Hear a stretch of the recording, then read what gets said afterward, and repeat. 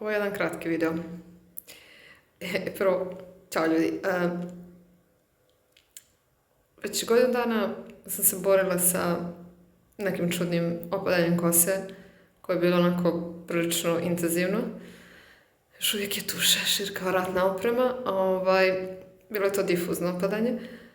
Desile su se neke promjene na bradi, još uvijek je sve to natečeno i koža je prilično izmijenjena.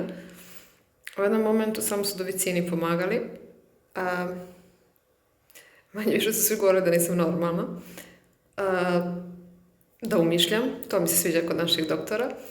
Ali ajde da kažem, tom nekom svojom upornošću, zaista i neodustajanjem sam uspjela doći do rješenja i do prave dijagnoze. To je Sjögren. Nije Sjögren, još uvijek nisam našla kako se izgovara. Tako se nekako piše, izgovara se Sjeger. Ako vas interesuje šta je Sjegerov sindrom i kako se to tretira, javite mi se. To jest, možete mi pisati, ostavit ću e-mail ispod video zapisa, a također možemo dalje da nastavimo da me pratite. A i pratit ćemo taj neki oporavak, to jest